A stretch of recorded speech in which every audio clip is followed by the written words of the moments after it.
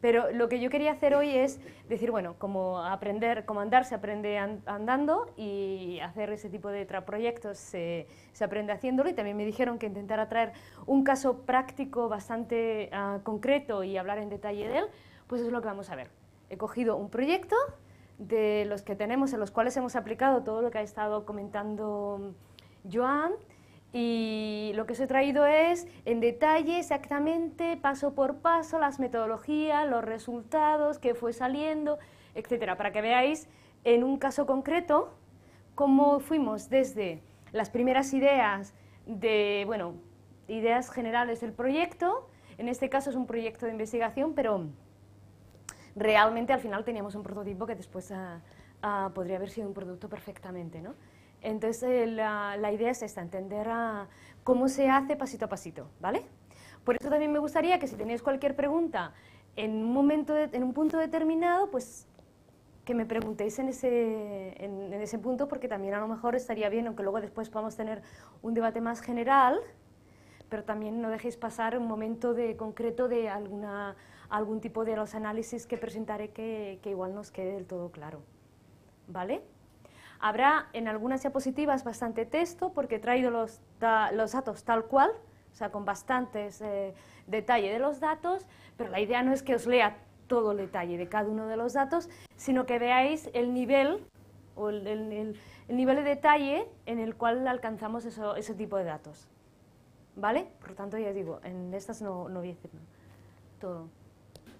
Bueno, ¿cuál es el contexto del proyecto? El contexto del proyecto, o nuestra pregunta con la que comenzamos, era intentar entender cuál sería la relación entre, por un lado, entiendo que esto sería un puntero, ¿no?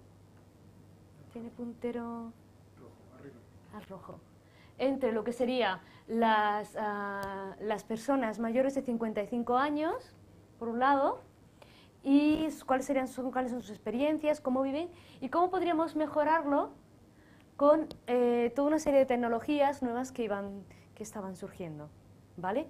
La idea de esta población, mayores de 55 años, surgió que nos dimos cuenta que había como un hueco en cuanto a investigación de las necesidades de este mercado, porque hay mucha literatura sobre, digamos, ya gente mayor de 65. Y cuando empiezan a tener como problemas ya, pues tanto cognitivos, perceptuales o motores. Cuando ya comienzan a tener un poco de, digamos, de discapacidad en diferentes áreas. Pero por otro lado, esta muestra no tiene ninguno de esos problemas. No tiene problemas motores, no tiene problemas cognitivos, se encuentra en un momento en donde físicamente y cognitivamente, en teoría, no tiene ninguno de esos problemas. Pero por otro lado, tampoco se encuentra exactamente en el mismo momento en donde las generaciones anteriores, sobre todo con respecto a la tecnología. Suelen ser generaciones que han entrado muy de forma diferente a la tecnología, la han utilizado muy de forma diferente. De forma que si hacéis una búsqueda rápida, sobre todo para tecnologías móviles, encontraréis que hay muchos productos y mucha investigación para gente muy joven y para gente bastante mayor. Pero esta franja de los mayores de 55 encontramos que no estaba bien explorada. Y de ello también nos interesaba entender las etapas de transición en las cuales esta población pasaba, cómo podríamos ayudarles, en qué aspecto podríamos ayudarles, sería más beneficioso mediante aplicaciones móviles. ¿Vale? En esta etapa es cuando comienzan a pensar ya en la jubilación. Muchos no es que se jubilen a los 55, pero estamos hablando en la franja de mayores, o sea, teníamos gente, nuestro target pues sería desde los 55 hasta los 65, y había gente con los 60 y tantos y están pensando en la jubilación, en el cambio de vida, algunos prejubilados ya están experimentando este cambio de vida, etcétera. ¿Vale? Y queremos ver, bueno, igual que nos ha estado contando Joan, las experiencias, por ejemplo, de comida, también podemos ver como las experiencias de lo que dirán los ingleses life-changing experiences, ¿no? Un tipo de experiencia como sería la jubilación, cambia bastante la vida, y el hecho de estar también en el umbral de este tipo de experiencia también cambiaba bastante la percepción de lo que era importante para ellos. De forma que nuestra intuición y ideas previas cuando empezamos a hacer la búsqueda, porque lo primero que hicimos evidentemente es encontrar qué hay en la literatura sobre ese tema. Y lo que nos encontramos es que, aparte de primero que estaba poco tratado, ¿vale? Nos encontrábamos que no había muchas soluciones para ellos. O sea, se había entendido poco sus necesidades, pero después tampoco se habían estado estudiando bastante su uso de tecnología. Bueno, con este panorama, pues lo que hicimos fue pensar cómo podemos unir estos dos y ayudarles, ¿vale? La verdad que cuando empezamos no teníamos muy claro exactamente por dónde íbamos a derivar, sinceramente. Sabíamos que queríamos unir estos dos elementos, pero era un proyecto bastante exploratorio en ese sentido. Queríamos saber realmente cómo podríamos, a partir de esas premisas, definir una serie de servicios de valor para estos usuarios. Por lo tanto, teníamos dos objetivos claros. Por un lado, explorar cuáles serían las propuestas de valor añadido y, por otro lado, plasmar esto en un diseño. Y es justamente lo que quiero focalizar en lo que quiero focalizar la presentación de hoy. Justamente cómo vamos desde estas primeras ideas hasta tener un diseño. ¿Vale? Un aspecto creo que bastante importante del proyecto, y yo diría que en general de todo lo que es diseñar basado en User Experience, es el carácter multidisciplinar. Yo creo que Joan también estará de acuerdo conmigo. Y la necesidad de integrar conocimientos de diferentes disciplinas. Y este proyecto lo tenía, por eso también pensé que era un proyecto que podría ilustrar el trabajo en general de creación de User Experience. Teníamos, por un lado, nuestro equipo, que era, digamos, el especialista en ese sentido en crear experiencias de usuario. Pero por otro lado teníamos un grupo dedicado a, bueno, sobre todo de business, donde eran expertos en intentar entender, bueno, este tipo de necesidades que me estáis diciendo, que le decíamos nosotros, que tienen los usuarios, ¿tiene viabilidad? ¿No lo tiene? Y sobre todo, como veréis más adelante, no exactamente para descartar o concretar una determinada opción, pero sí para priorizar diferentes opciones. ¿Vale? Veremos cómo esto influyó. Y por otro lado, evidentemente, la parte tecnológica. ¿Vale? Si estamos pensando en realizar un proyecto y queremos que al final tengamos una experiencia de usuario y que además sea un producto que vaya a ser al mercado y que tenga éxito, que la mayoría de nosotros supongo que es lo que queremos, realmente necesitamos integrar estas tres disciplinas. Digamos que no es un exhaustivo también dentro de lo que sería, aquí podríamos meter muchas disciplinas, ¿no? Pero en general necesitamos tener más que disciplina esas tres visiones, ¿vale? Es necesario tener la visión de lo que necesita el usuario, lo que quiere el usuario, cuál es, yo siempre digo un poco la china en el zapato que le quitamos, ¿verdad? Que a veces cuando tienes una pequeña piedrita en el zapato, aunque sea muy pequeña, que es bastante molesta, ¿vale? Y cuando la quitamos, a que sentimos bastante alivio. A veces la creación de experiencias es justamente encontrar este punto que llevamos nuestro día a día, vamos haciendo cosas, pero siempre hay algo que realmente no es como nos gustaría. Cuando lo cambiamos y realmente lo podemos hacer de forma que esta experiencia sea más agradable, tenemos también la parte esta emocional positiva, de la que nos comentaba, ¿no? Bueno, pues tenemos que tener esto, pero claro, no iríamos muy lejos si hacemos un servicio o diseñamos un prototipo, un mock-up de un producto que realmente después no tiene ninguna viabilidad en el mercado. ¿Vale? Y por otro lado, si pensamos en todas las posibles necesidades del usuario, es interesante después tirar adelante aquellas que tienen una viabilidad tecnológica. Depende del proyecto, puedes pensar, para mí viabilidad tecnológica es que de aquí a 3 años pueda implementarlo, o si estás haciendo una consultoría a corto plazo, es que ahora sea implementable. Eso depende del producto y del proyecto, perdón. Pero en general tenemos que tener esas 3 visiones en conjunto. ¿Vale?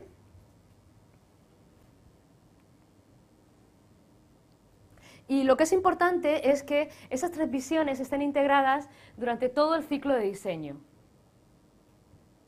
no nos sirve que primero hagamos un estudio con usuarios, cuando ya lo tengamos todo conceptualizado, tenemos nuestros escenarios, sabemos exactamente qué queremos, incluso, ¿qué diré yo? A lo mejor hemos hecho hasta wireframes, entonces lo pasamos al grupo de tecnología, por ejemplo. ¿Qué imagináis que puede pasar? Veo algunas caritas como queriendo hablar, pero ¿qué imagináis que puede pasar?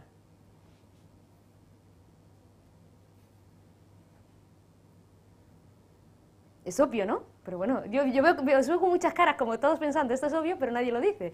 Pero en realidad, lo que es obvio es que puede ser una gran pérdida de tiempo, ¿vale? Porque puede ocurrirnos que nos tengamos que echar para atrás y tengamos que volver a rehacer bastante trabajo, ¿vale? Por lo tanto, es importante que en cada una de las fases y durante un proceso iterativo integremos estos conocimientos y esta visión, ¿vale? Yo me voy a centrar sobre todo en la parte inicial, que es como la que estamos diciendo, de creación de la experiencia de usuario, del diseño, la conceptualización, pero habría después, obviamente, una fase de creación final del prototipo final, ¿vale? Y obviamente una fase de implementación. Y en todas esas fases es un ciclo iterativo donde podemos ir aprendiendo. Vale. Esas son las tres fases que os comentaba. Hay muchas formas de llamarlos, pero en general podemos estar hablando de una fase de requisitos de usuario, pues una traducción de estos requisitos en prototipos, y aquí dentro también puede haber bastantes prototipos y pequeños prototipos, ¿vale? Y por otro lado después tendríamos ya la parte de la creación del prototipo final funcional que podría salir al mercado. Y voy a hablaros sobre todo de esta fase, esa es la que me voy a centrar bastante y voy a ir en bastante detalle. Aquí, en este caso concreto, de este proyecto concreto, teníamos tres subfases, por decirlo de alguna forma, tres etapas dentro de esta fase. La primera etapa, dentro de lo que es la recogida de requisitos de usuario, consistió en entender a los usuarios, más puro estilo etnográfico. ¿Vale? Lo que intentábamos entender es, bueno, cuáles las necesidades no cubiertas de este colectivo. Tal cual hemos estado viendo que nos ha descrito Joan, ¿no? ¿Cuáles son aquellas cosas que le gustaría hacer, no puede hacer? Aquellas cosas que hace, pero a lo mejor no las hace de una forma totalmente satisfactoria, ¿vale? ¿Qué inquietudes tiene? No necesariamente cosas a hacer, pero también inquietudes emocionales, como comentaba, o sea, qué miedos tiene, dónde podríamos... Es porque los miedos nos ayudan a entender, bueno, podremos crear cosas que les puedan ayudar.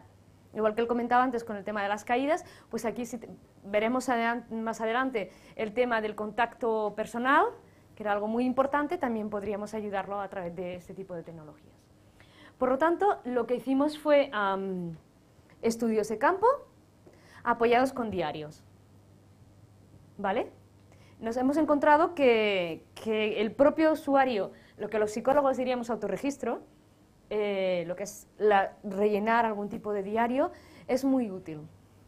Es muy útil porque puedes recoger muchas ocurrencias de cosas que tú no da la casualidad que no lo hayas visto justamente en el periodo en el que tú vas a hacer la observación, porque por definición, cuando haces la observación intentarás focalizarte en unos periodos de tiempo, ¿vale? Haces un sampling del tiempo, pero no vas a estar todo el rato. Esto te permite recoger de la mano del propio usuario bastante información. Pero no solamente esto, lo que nos hemos encontrado en el día a día es que hace que el usuario se integre también bastante más en el estudio. Lo toma como bastante más propio el estudio, porque es algo donde está poniendo bastante de él. Y de hecho, lo que suele ocurrir es que como el propio usuario empieza a ver cosas que no se había dado cuenta antes, que es esto que decíamos, este conocimiento implícito, empieza a darse cuenta de cosas, suele ser bastante interesante para el propio usuario. Y comentan temas como, anda, pues nunca me había fijado que hago esto. ¿Vale? Cuando tú le haces que un poco le preste atención a esto, lo haga. ¿Vale? Últimamente los diarios que estamos haciendo, en este caso era un diario tal cual de papel, ¿eh? Lo que es importante es que esté muy focalizado, que sean pocas preguntas y fácil de rellenar. Y normalmente los periodos tampoco suelen ser muy largos, Lo hacemos, en este caso, creo que fueron unas semanas, si no recuerdo mal, una semana, 10 días, depende del estudio. Pero últimamente estamos explorando otro tipo de diarios que nos ha resultado muy útil, que es el de vídeos y bueno, el de fotos también lo utilizamos aquí. Pero también últimamente el año pasado les dimos también unas cámaras y, bueno, con una serie también de instrucciones, cuándo queríamos y qué queríamos que grabaran. No se trata de que creen una película, pero eran clips cortos, ¿no?, de 30 segundos, pero en el momento en donde encuentres que tengas tal cosa, pues coméntanoslo, ¿vale?, por ejemplo. Y eso era el tipo de cosas que también suele ser muy útil a la hora de recoger esta primera nebulosa general de necesidades no cubiertas, ¿vale? Que al principio puede parecer como no sé muy bien por dónde tirar, tengo como demasiadas cosas a las que mirar. Evidentemente ya has tenido que tener algún tipo de focos, porque en nuestro caso ya teníamos un foco con respecto a cuáles serían sus necesidades que pudieran ser resueltas con algún tipo de tecnología, sobre todo necesidades de comunicación, pues eso era lo que le pedíamos en el diario, pero en general, pero todavía sigue siendo muy general, porque ahí podrían entrar de todo, ¿no? Entonces lo que le pedíamos en el diario en concreto era que nos comentaran cuándo se comunicaba, el foco no era en la tecnología, sino en sus necesidades de comunicación. Entonces le preguntábamos que nos escribiera cuándo se comunicaba con otra persona, qué persona era y qué medio utilizaba. Tampoco tenía, como digo, que escribir muchísimo detalle, pero con que pusiera mi marido, teléfono móvil, cliente, email, ¿vale? Y si durante un día, evidentemente, escribía 50 emails, no tenía que ponerlo 50 veces, pero sí que ponía clientes, email, muchos, por ejemplo. Con eso realmente no vamos a hacer un estudio estadístico de cuántos emails envía. Lo que queremos es encontrar, al final de ahí lo que tenemos es un sociograma. Lo que hacíamos después, nos sentábamos con ellos, este diario, nos sentamos con ellos y en su entorno normal, ¿vale? Bien, a veces de oficina, a veces de sus casas. Y ellos se habían recogido previamente esta información. Al sentarnos con ellos nos enseñaban el diario. Y esto nos servía como, primero para romper el hielo, un poco, porque primero empezaban ellos explicándote, más que tú empezar a preguntar y te podían explicar ellos. Segundo, porque podrías crear, después nos poníamos conjuntamente a crear el sociograma, ¿vale? Muchas veces les damos directamente a ellos el lápiz, que lo crearan ellos. Algunos que se intimidan con aquello, el folio blanco y el lápiz, pues igual te ponías tú, ¿no? Y terminabas creando el sociograma y la relación, no solamente el sociograma de sus relaciones, sino qué tecnología utilizaban para cada una de las comunicaciones. Y es en esta conversación que van saliendo temas como, sí, yo antes me comunicaba más con fulanito, pero es que resulta que desde que se ha mudado de barrio ya apenas lo veo. O bueno, esto es en el grupo de la gente con la que trabajaba, pero ahora como me he cambiado de trabajo, pues ahora ya esto no los veo. Empiezan a salir todo este tipo de detalles y estos son lo que después se destilará las necesidades no cubiertas. ¿Vale? Toda esta riqueza de el por qué me comunico, dejo de comunicarme con alguien, pues sí, ahora que lo pienso, hace un montón que no llamo a fulanita. Y es que no encuentro el rato donde estoy en casa tranquilita media hora. ¿Vale? ¿Qué nos estaba diciendo con este tipo este es solamente un ejemplo? Nos estaba diciendo que la comunicación con tal persona para ella era una cosa preciosa, era una cosa que necesitaba tiempo, que no iba a coger mientras estaba en el metro a llamarla, ¿vale? Y que todavía había un elemento subjetivo digamos, de asociar hablar con una amiga a un rato de tranquilidad en casa y con el fijo. Mientras que utilizaban muchísimo el móvil, no es que no utilizaran el móvil, pero muchas veces estaba asociado a transacciones. Llego tarde, hablar con mis hijos a ver qué están haciendo, si van a venir hoy a comer, en el trabajo con los clientes, etc. ¿Vale? Empezaban a emerger no solamente patrones de conducta, sino lo que hay por debajo de ese patrón de conducta. ¿Qué quiere decir? ¿Vale? Como, siguiendo el ejemplo que acabo de poner, que hablara con una amiga en un tiempo determinado en el fijo no es simplemente una tecnología fijo móvil, es una connotación de qué espera de esa conversación, qué connotaciones tiene para ella el hecho de hablar fuera de casa versus estar en un rincón en su casa, y casi que esta conversación en un fijo era un regalo de su tiempo a esta persona. Entonces ahí veis un montón de connotaciones emocionales de esto. Bueno, pues ahora os traigo, a partir de aquí, veis un resumen de los principales resultados. Era entender cuáles eran sus redes sociales y la importancia que tenían, lo que encontramos que efectivamente eran muy importantes. Por otro lado, la necesidad digamos, el gusto por viajar. Es una generación que ahora tiene un poder adquisitivo, que ha, entre comillas, descubierto viajar, ¿vale? Porque antes a lo mejor no era tan común, no estaba tan asequible, y que lo disfruta mucho. Lo disfruta mucho, pero todavía le cuesta un poco, ¿vale? Entonces ahora lo que haré será ir a daros algunos ejemplos. Simplemente, como digo, son ejemplos de datos más en detalle. Esto es un poco lo que ya he comentado antes. Por ejemplo, llegábamos a entender exactamente cuál era su uso de tecnología, ¿vale? Vuelvo a decir, no voy a leeros cada uno de los puntos. La idea aquí es entender que habíamos el nivel de detalle que podemos sacar. Por tanto, podemos sacar el nivel de detalle de cuál es la tecnología que utilizan más, cuál es la tecnología prioritaria, a qué le da más importancia, ¿vale? Y dónde la han aprendido, que también era importante. De sus redes sociales entendíamos, por un lado, quiénes eran las personas implicadas en su red social,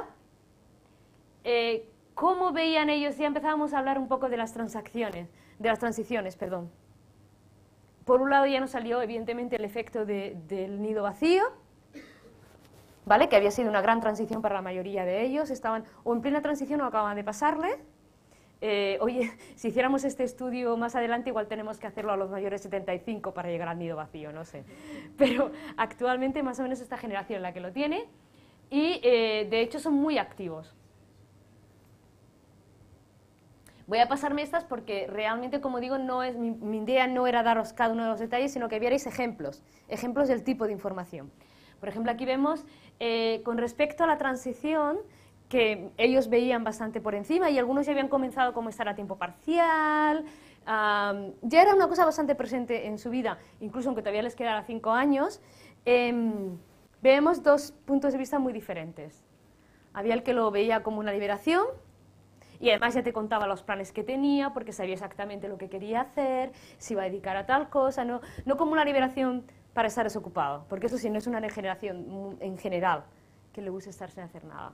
Pero había otros que realmente lo veían con ansiedad, y una de las partes que les causaba más ansiedad era la red social, ¿vale? ¿Qué hicimos? A partir de ahí nosotros conseguimos una serie... importante, si me olvidé decirlo. Este proyecto se hacía en paralelo en 3 países. En España, en Finlandia y en Noruega. ¿Vale? Uno de los aspectos que queríamos ver era las diferencias y similitudes entre estos países. Perdona, tenía que haberlo dicho al principio. Entonces, a partir de ahí nos encontramos con estas necesidades preliminares, que más o menos tienen la forma de lo que acabáis de ver. ¿Vale? Estas necesidades de contacto, etc. Por otro lado, ahí fue donde integramos un poco al Business Group en este momento, para que nos comentaran un poco cómo ellos veían la importancia de todas estas necesidades que habíamos visto, si ellos ya habían tenido experiencias parecidas, cómo lo enfocarían ellos, etc. Tuvimos varios workshops y al final lo que hicimos fue una priorización para cada uno de los países. Resultó interesante porque había muchas necesidades comunes, pero había también otras diferenciales. Y sobre todo, lo que nos resultó interesante fue la percepción de la parte más diferencial de todas era la percepción de la tecnología. Me explico, un ejemplo. La generación, en los países escandinavos, la generación de mayor de 55, todos se sienten muy cómodos con la tecnología y todos han comenzado sobre todo con el PC. ¿Vale? Todos llevan ya años utilizando, desde la gran mayoría habían comenzado a utilizarlo ya incluso a veces desde los estudios, pero si no, que todavía no eran los PCs tal cual, pero si no lo habían incorporado hacía bastantes años y todos se sentían súper cómodos con el PC y con la comunicación tipo email. Sin embargo, en España, no es que no utilizaran tecnología, utilizaban la tecnología móvil más que los escandinavos, de hecho. Lo que ocurre es que se había saltado el PC. muchos de ellos. Por daros un ejemplo anecdótico, fuimos a visitar a una mujer en su entorno de trabajo. Ella era jefa de un grupo de 100 personas, ¿vale? O sea, bastante responsabilidad, llevaba ya años trabajando, una gran profesional, etcétera, pero no hacía email. Tenía una secretaria que lo que hacía era imprimir los emails y ella le dictaba a los secretarios emails. Y estamos hablando de hace, bueno, este proyecto se acabó hace un par de años, pero bueno, no estamos hablando hace 20 años, estamos hablando relativamente ahora, ¿vale? Sin embargo, esta misma persona en su móvil tenía un montón de aplicaciones. Es como si hubiese saltado directamente la etapa del PC, ¿vale? Esto evidentemente se reflejó en el tipo de cosas que priorizamos en cada uno, también en cada uno de los países, ¿vale? Y sobre todo también, aunque la necesidad primaria que después priorizamos, que veréis aquí que es la parte de ayudarles durante los viajes, aunque esta necesidad fue la misma para los 3 países, los prototipos cambiaron, ¿vale? Justamente por esto. Porque cuando una persona en los países escandinavos pensaba en ese tipo de aplicaciones, directamente estaba ya pensando un poco una interfaz tipo PC. Y sobre todo que haría bastantes cosas en el PC y después lo traspasaría al móvil.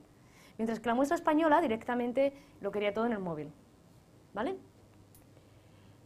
Ese es el tipo de necesidades en concreto que se seleccionaron al final, se priorizaron para cada país, y después lo que hicimos también fue una serie de workshops de incluso priorización numérica, ¿no? Para llevar a elegir exactamente cuál.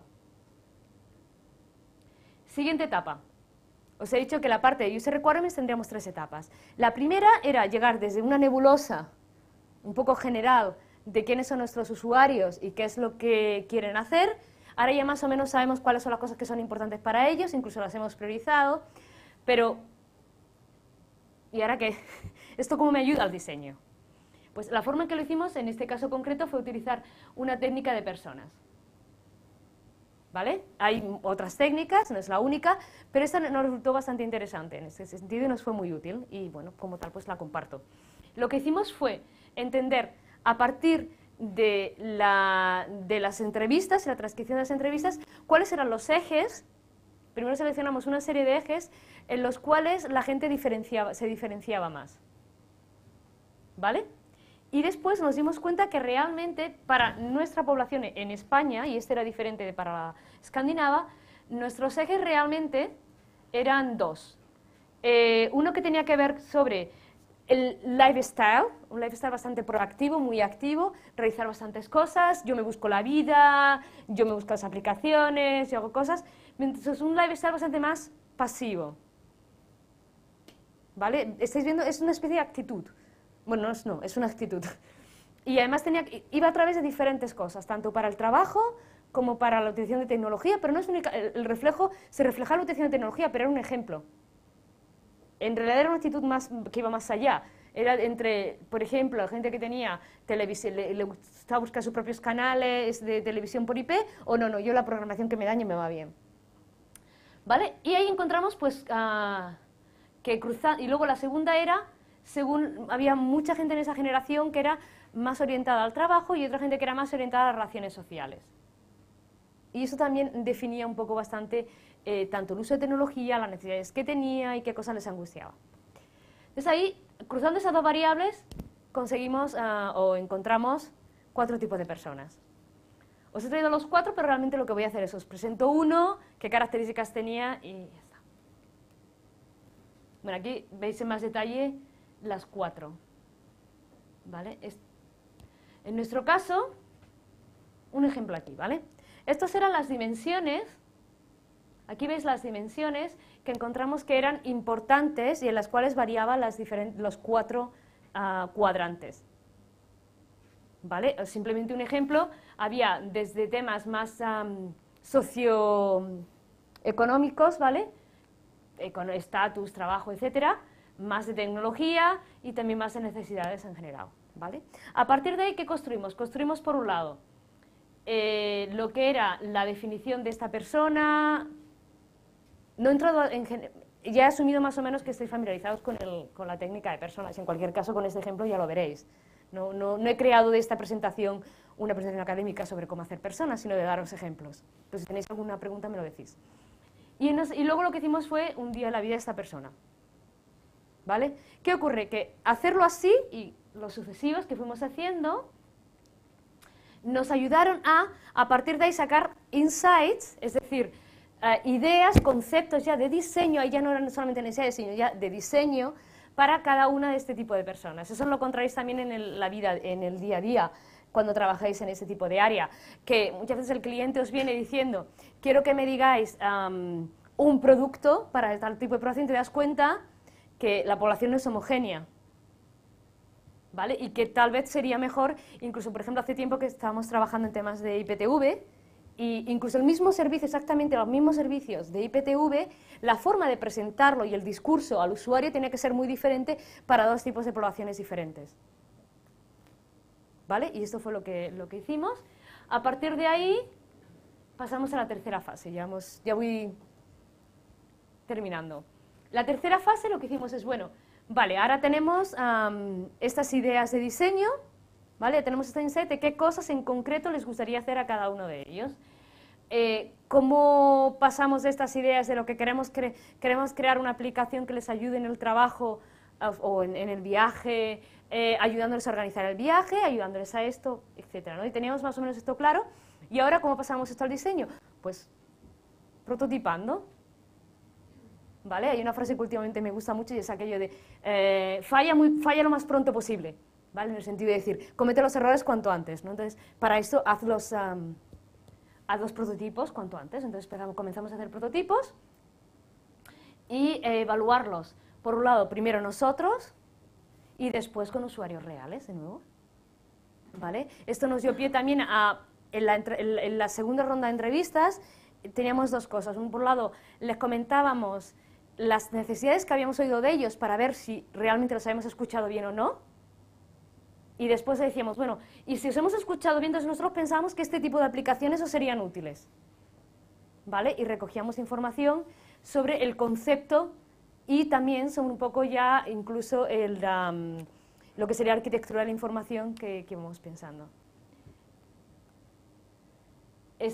Bueno, esta es la forma en la que fuimos desde los requisitos y a comenzar a hacer los prototipos, ¿vale? Esos son diferentes aspectos de lo que hacía la aplicación. Por un lado les ayudaba a mantener el contacto con la gente cuando estaba en casa, cuando estaba de viaje con la gente que se quedaba en casa, les ayudaba si tenían algún tipo de problema, etcétera, bastante centrado en ellos. También les ayudaba a la fase de planificación del viaje. Y bueno, después de esto, evidentemente, hay una fase más, de una vez que tenemos el prototipo, hacer la evaluación. Lo que pasa es que esta, como os he dicho, no es en la que iba a centrarme. Y ya está. Tengo bastante detalle, si queréis, después de qué hacía el prototipo y todo esto, pero no era lo que quería comentar con vosotros esta tarde, ¿vale? Espero que os haya quedado más o menos claro que dentro de lo que es la recogida de requisitos, de por sí, tiene cabida bastante diferentes metodologías. En todas ellas incorporamos a los usuarios, hay muchas diferentes formas de hacerlo, pero es un proceso iterativo, ¿vale? Y además también quiero que os quede claro este tema de la multidisciplinaridad. Os he traído varios ejemplos de metodologías, desde lo que es la parte etnográfica hasta lo que es el diseño de personas para análisis, etcétera. Hay otras, pero bueno, la combinación, lo que es importante es elegir la combinación que sea correcta para óptima para vuestro proyecto, ¿vale? A veces no lo he traído aquí, pero muchas veces me traigo la foto de la caja de herramientas, porque es así, o sea, es como decir, tenemos una caja de herramientas y depende del proyecto, cogemos el destornillador que cae, o si vas a utilizar vas a hacer un agujero, vale, lo que quieres es hacer agujero, pero bueno, qué broca exactamente, de qué número necesito, pues va a depender del proyecto concreto, ¿vale? Y ya está. Lo que quería compartir con vosotros y preguntarme.